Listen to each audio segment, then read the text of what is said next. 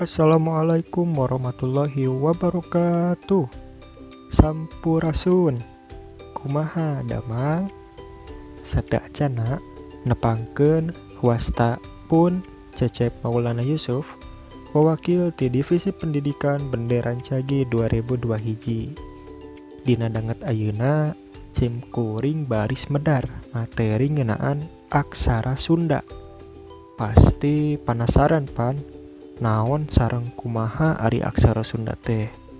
Kukituna hayu urang perhatoskeun ieu video.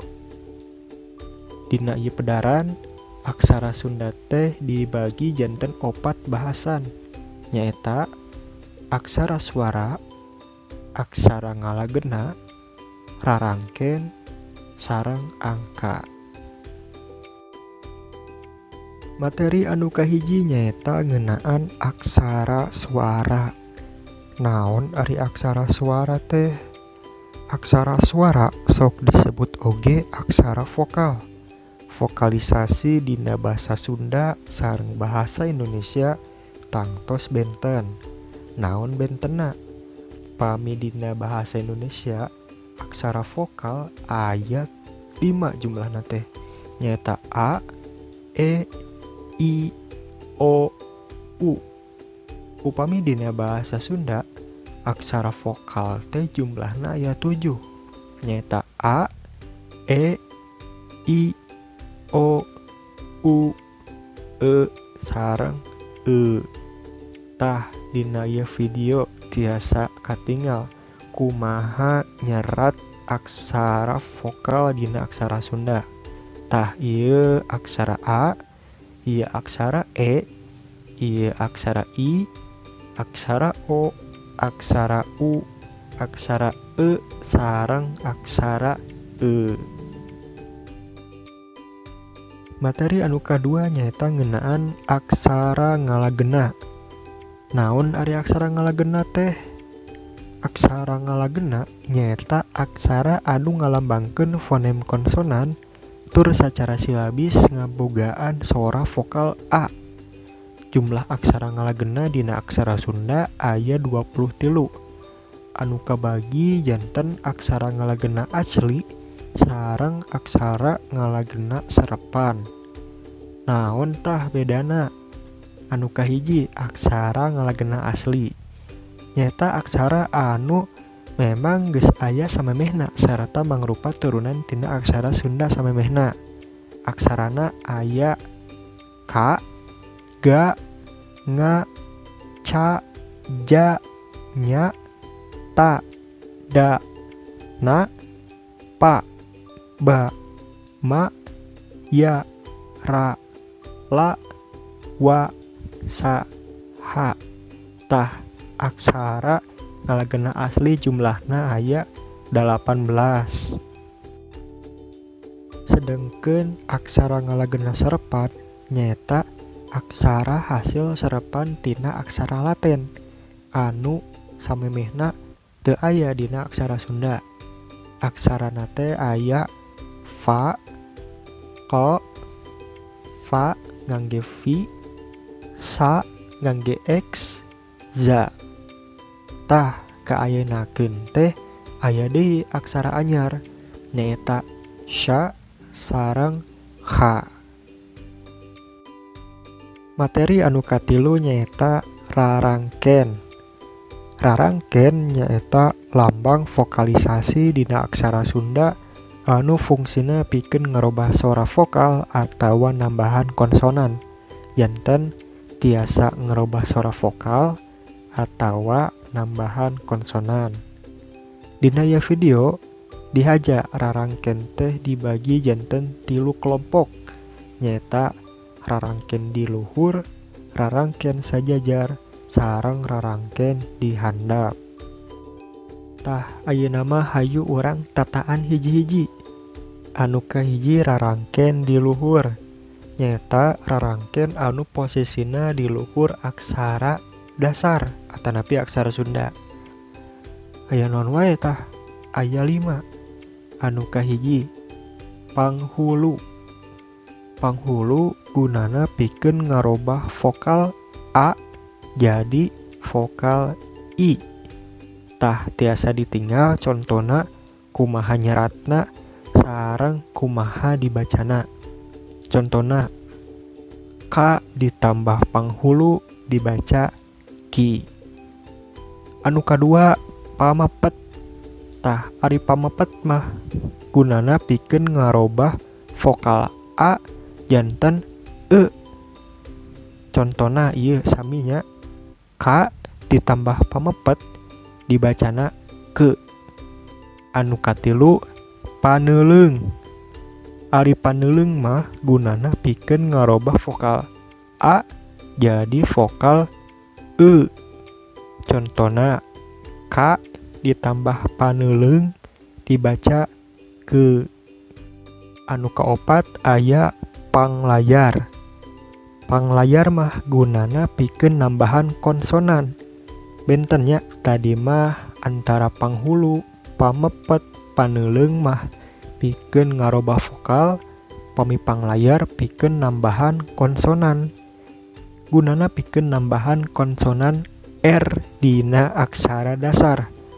Contona K ditambah panglayar dibaca kar. Anu kalima nyaeta panyecek. Panyecek gunana pikeun nambahan konsonan eng dina aksara Sunda. Contona K ditambah panyecek dibaca kang. Anu kadua nyaeta rarangken sajajar. Rarangken sajajar nyaeta rarangken anu posisina sajajar jeung aksara dasar. Dina rarangken sajajar aya 5 rarangkenna. Anu kahiji nyaeta paneleng. Paneleng gunana pikeun ngarobah vokal A jadi vokal E. Contona K ditambah paneleng dibacana Ke. Kadua panolong. Panolong mah gunana pikeun ngarobah vokal A jadi O. Contona K ditambah panolong dibaca Ko. Anu katilu pamingkal. Pamingkal gunana pikeun nambahan konsonan Y dina aksara dasar. Contona K ditambah pamingkal dibaca Kia. Janten nambihan diselapkeun dina aksara dasarnya si konsonan Y na teh. Anu kaopat aya pangwisad. Pangwisad gunana pikeun nambahan konsonan H dina aksara dasar. Contona K ditambah pangwisad dibaca Kah. Janten pangwisad mah nambihan konsonana ditungtung aksara dasar. Anu kalima aya pamaeh. Ari pamaeh mah gunana pikeun ngaleungitkeun sora vokal dina aksara dasar. Contona K ditambah pamaeh robah jadi K anu henteu make vokal A atawa dibacana ek. Janten teu dibaca K gitunya, janten maehkeun aksara dasar ieu. Tah sapertos kitu pami rarangken anu posisina sajajar. Salajengna nyaeta rarangken dihandap. Rarangken dihandap nyaeta rarangken anu posisina dihandap aksara dasar. Jumlahna aya 3. Anu kahiji panyuku. Panyuku gunana pikeun ngarobah vokal A jadi U dina aksara dasar. Contona K ditambah panyuku dibaca Ku. Janten tanda panyukuna aya di handap aksara dasarnya. Anu kadua panyakra.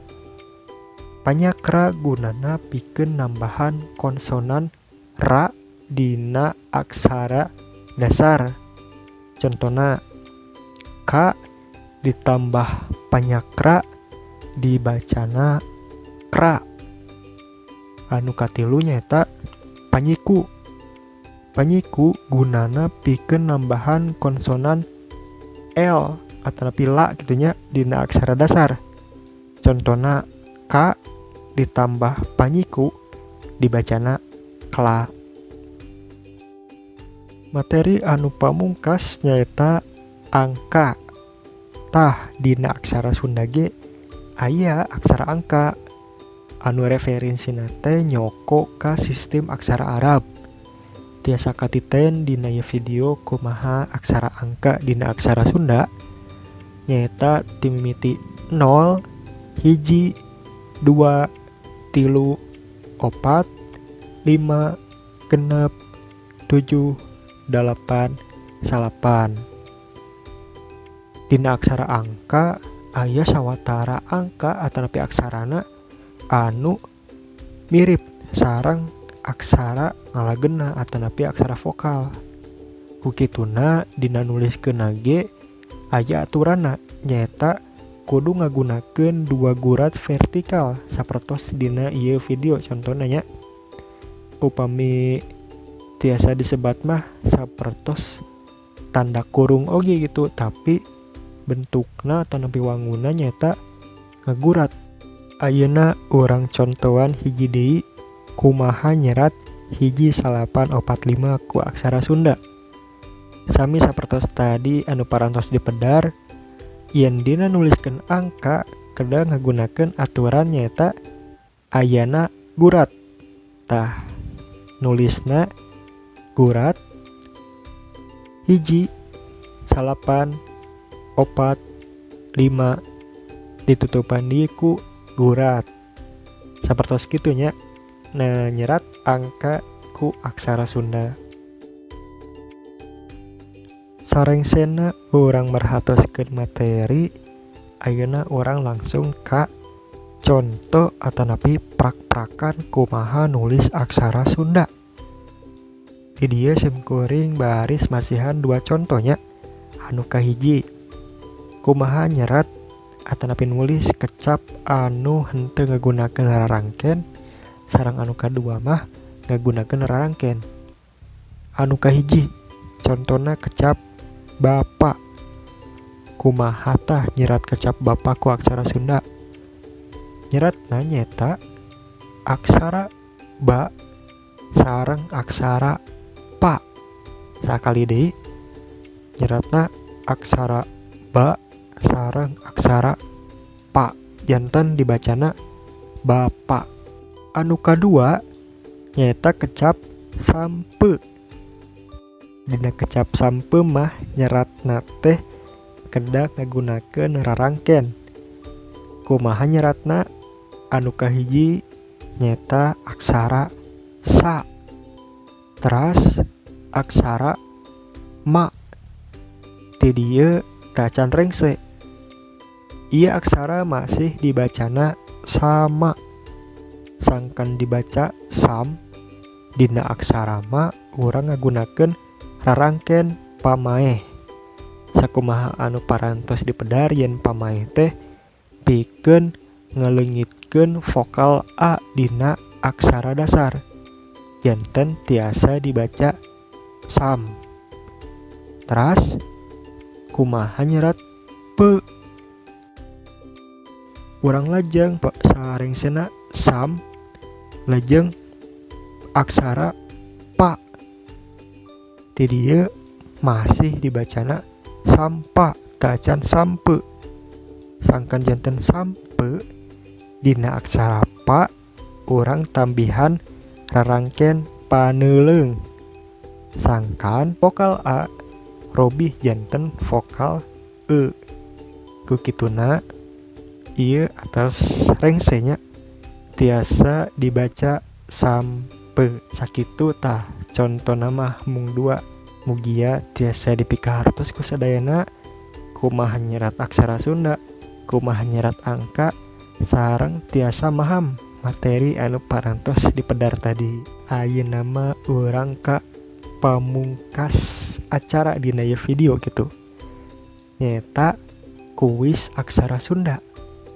Pasti sadayana parantos maham kumaha ari aksara Sunda, naon wae dina aksara Sunda teh, teras kumaha cara nulisna sareng cara maca aksara Sunda. Dina ieu video simkuring baris masihan 3 patalekan kuis aksara Sunda anu tiasa diwalar ku 3 jalmi. Anu kahiji nyaeta ieu mangga saha anu tiasa ngawalar pek baca aksara Sunda ieu di handap. Patalekan anu kadua nyaeta mangga saha anu tiasa. Sareng patalekan anu pamungkas nyaeta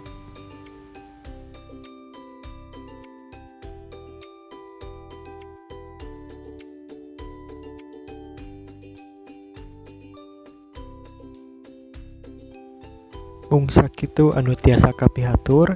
Simkuring asmana Cecep Maulana Yusuf nyuhunkeun dihapunten tina samudaya kalepatan.